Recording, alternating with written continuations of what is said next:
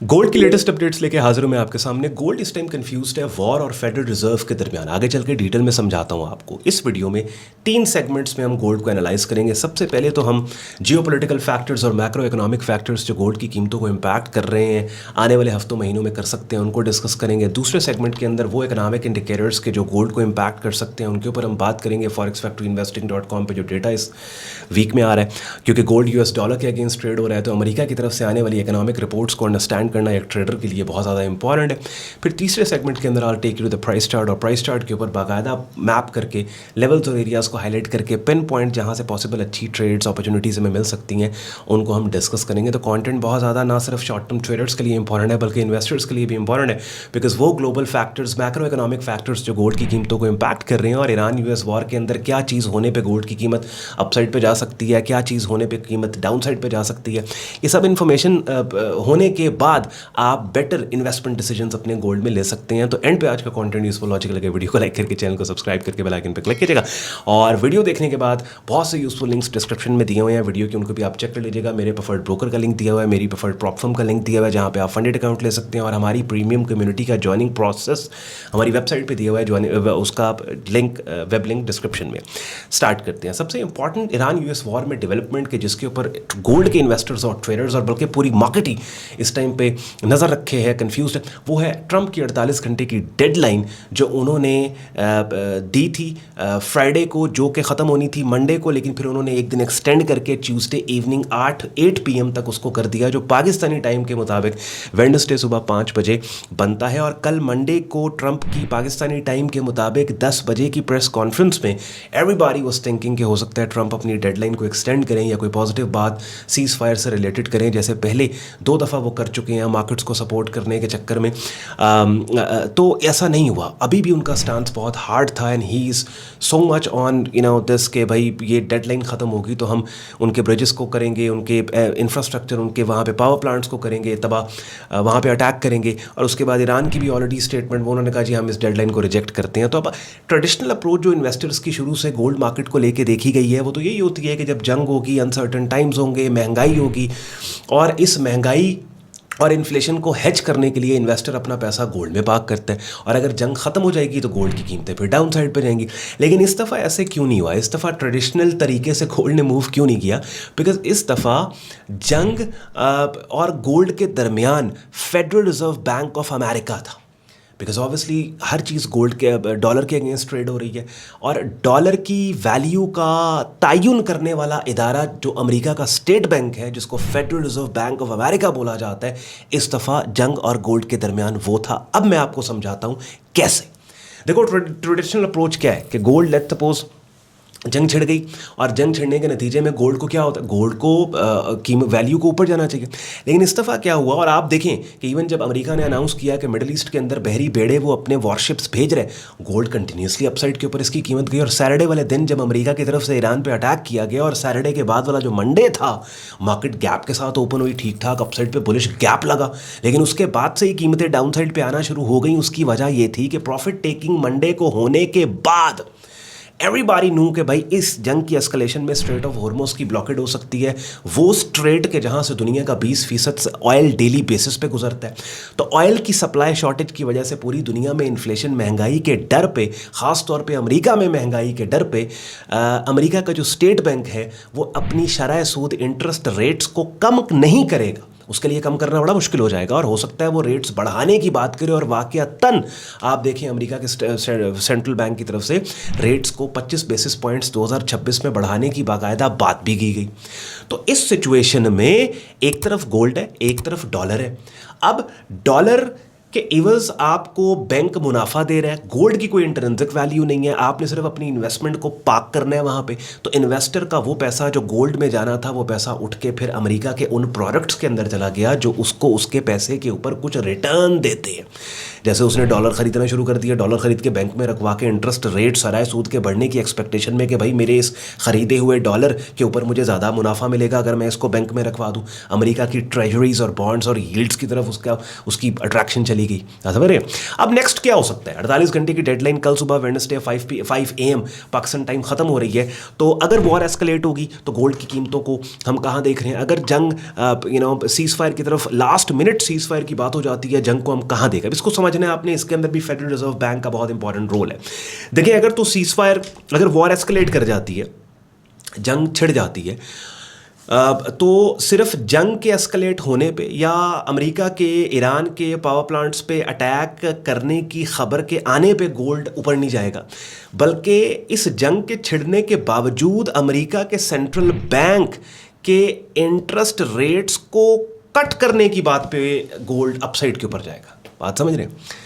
यानी जंग छिड़ गई, जंग छिड़ने के बावजूद अमेरिका के सेंट्रल बैंक की तरफ से कोई क्लू मिल जाए कि हाँ भाई रेट कट हो सकते हैं। अब यहाँ पे आप सवाल करेंगे कि भाई अगर जंग छिड़ गई, जंग के छिड़ने की वजह से, ऑयल की कीमतों के ऊपर जाने की वजह से, महंगाई की वजह से ही तो अमेरिका का फेडरल रिजर्व बैंक बोल रहा है कि हम रेट्स को नहीं कट कर सकते। तो रेट कट क्यों करेंगे? ये रेट कट की बात की इसलिए कर सकते हैं कि इस महंगाई की वजह से इकोनॉमिक ग्रोथ को सपोर्ट करने के लिए। बात समझ रहे हैं?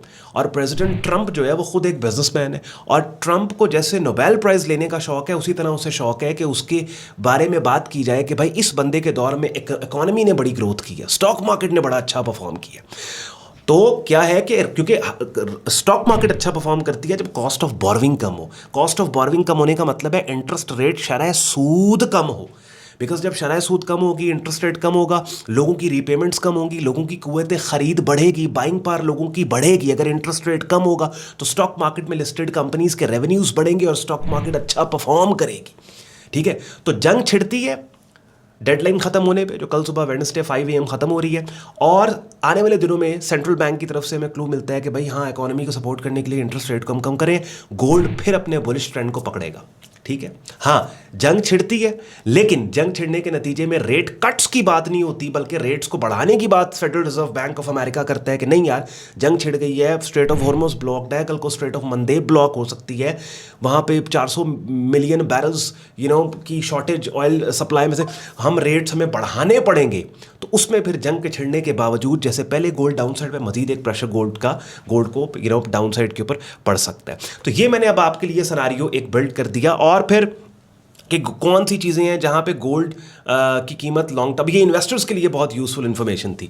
तो अब मैं आपके सामने ये स्क्रीन शेयर कर रहा हूँ, फॉरेक्स फैक्ट्री के ऊपर आपको लेके जा रहा हूँ। इकोनॉमिक इंडिकेटर्स जो मैं तकरीबन अब डेली बेसिस के ऊपर आपके साथ डिस्कस इसलिए करता हूँ बिकॉज ये इन्फॉर्मेशन सुन के ना आपको पता लग जाए कि अच्छा GDP क्या होता है, NFP क्या होती है, तमाम चीज़ें क्या। अब हम डिस्कस कर लेते हैं इस हफ्ते में आने वाले इकोनॉमिक इंडिकेटर्स को कि जो गोल्ड की प्राइसेस को इम्पैक्ट कर सकते हैं। सबसे पहले तो आज ट्यूसडे वाले दिन कोई हाई इम्पैक्ट नंबर नहीं है, वेडनेसडे को भी हमारे पास ये FOMC मीटिंग मिनट्स है, इसके अंदर वही वाली बात के ट्रेडर्स और इन्वेस्टर्स एक्सपेक्ट करेंगे कि यहाँ पे अगर हमें इंटरेस्ट रेट से रिलेटेड कोई क्लूज अगर मिल सकते हो। तो थर्सडे वाले दिन फिर हमारे पास final GDP core PC price index है। Basically core PC price index भी एक तरह का इन्फ्लेशन डेटा होता है जहाँ पे प्रोडक्ट और सर्विसेज की कीमतों की तब्दीली का इंडिकेटर ये है। अगर इसकी वैल्यू ऊपर आएगी ऑब्वियसली ये डॉलर के लिए एक स्ट्रेंथन, एक अच्छी चीज़ है। फाइनल GDP आ रहा है। GDP मैंने कल भी आपको एक्सप्लेन किया था, इसके 3 वेरिएंट्स होते हैं, एडवांस, प्रीलिम, फाइनल। सबसे ज़्यादा हाई इम्पैक्ट एडवांस होता है और प्रीलिम और फाइनल बाद में उसको मिमिक कर रहे होते हैं। उसके बाद फ्राइडे वाले दिन फिर हमारे पास CPI डेटा बहुत ज़्यादा इंपॉर्टेंट है, इन्फ्लेशन नंबर, और इसकी अगर आप एक्सपेक्टेशन देखिए 0.3% प्रीवियस और 1% और 2.4 और 3.4%। सो जो एक्सपेक्टेशन है वो बहुत ज़्यादा इसमें राइज है एक्सपेक्टेशन के अंदर, और ये एक बहुत बड़ा इन्फ्लेशन डेटा कंट्रीब्यूटर है। एक लेबर मार्केट की रिपोर्ट और एक इन्फ्लेशन डेटा सेंट्रल बैंक के इंटरेस्ट रेट को लेके डिसीजन में, और जो कि हमें तकरीबन कहा जा रहा है कि 30 अप्रैल या मई के फर्स्ट वीक के अंदर ही फेडरल रिजर्व बैंक की FOMC मीटिंग जहाँ पे इंटरेस्ट रेट को कहाँ पे सेट करना है उसका ये एक वहाँ पे वो डिसाइड किया जाएगा। तो देखते हैं, जैसे मैंने पहले आपके लिए सिनेरियोस को बिल्ड किया, प्राइस चार्ट अपनी स्क्रीन पे आप गोल्ड मार्केट का डेली देख रहे हैं, उसको भी मैप करके ऑलरेडी मैंने रखा हुआ है, इसको भी थोड़ी देर में एक्सप्लेन करूंगा। तो समझने वाली बात क्या है, जैसे अगर समराइज्ड इसका वर्जन जो पहले फंडामेंटल्स और जियोपॉलिटिक्स और मैक्रो इकोनॉमिक फैक्टर्स को लेकर जो मैंने आपके लिए सिनेरियोस बिल्ड कर दिए हैं वो बहुत ज़्यादा इंपॉर्टेंट है, और फिर उन्हीं सिनेरियोस के ऊपर प्राइस चार्ट को अभी हम थोड़ी देर में अलाइन करके लेवल्स और एरियाज को मार्क करेंगे कि जहाँ से हमें पॉसिबल ट्रेड्स मिल सकती हैं। याद रखनी है एक बात आपने हमेशा, अगर आप नए शॉर्ट टर्म ट्रेडिंग कर रहे हो, कि ये जितने भी मैक्रो इकोनॉमिक फैक्टर्स और माइक्रो इकोनॉमिक फैक्टर्स हैं ना, जिनको आपको ऑब्वियसली पता होना चाहिए, इवन अगर आप प्राइस एक्शन ट्रेडिंग कर रहे हैं, फंडामेंटल एनालिसिस के ऊपर ट्रेड आप नहीं भी ले रहे हैं ना, पता आपको होना चाहिए। लेकिन ये जो जितनी भी गुफ्तगू हमने वीडियो के स्टार्ट में की है ना, ये गुफ्तगू आपको स्टॉप लॉस नहीं दिलाती, ये गुफ्तगू आपको टेक प्रॉफिट टारगेट नहीं दिलाती। हाँ, ये गुफ्तगू आपको आपकी ली गई ट्रेड को नेविगेट करने में हेल्प करती है। ठीक है, कि लेट्स सपोज अगर मैंने यहाँ पे ये रेजिस्टेंस है और इस गोल्ड मार्केट की रेजिस्टेंस से लेट्स सपोज गोल्ड को मैंने यहाँ पे सेल कर रखा है और वॉर एस्केलेट कर जाती है, और वॉर की एस्केलेशन के बाद यहाँ पे अनाउंसमेंट आ जाती है फेडरल रिजर्व बैंक की तरफ से कि वो इंटरेस्ट रेट्स को कम कर रहे हैं, तो मुझे भाई सेल ट्रेड से निकलना है, बिकॉज मोस्ट लाइकली मार्केट यहाँ पे ब्रेकआउट देगी। बात समझ रहे हैं?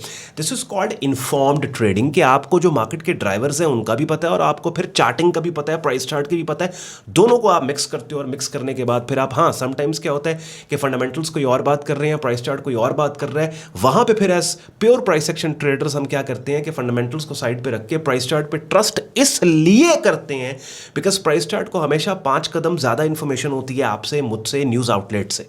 यानी वो लोग जो मार्केट के, जिन लोगों का पैसा मार्केट को एक्चुअली मूव कर रहा होता है ना, वो उनका एक्शन उनका कैंडल्स की शक्लों के जरिए जो हमें नजर आ रहा होता है ना, वो कुछ ना कुछ हमें बता रहा होता है जो हमें नहीं पता चल रहा होता अवेलेबल इंफॉर्मेशन से, मीडिया आउटलेट से, पब्लिकेशन, फाइनेंशियल पब्लिकेशन से।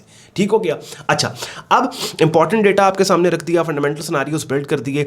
स्विंग ट्रेडिंग हम करते हैं आवरली से लेके daily chart time frame, weekly chart time frame तक हमारे पास इन टाइम होराइजन्स पे काम हो रहा होता है।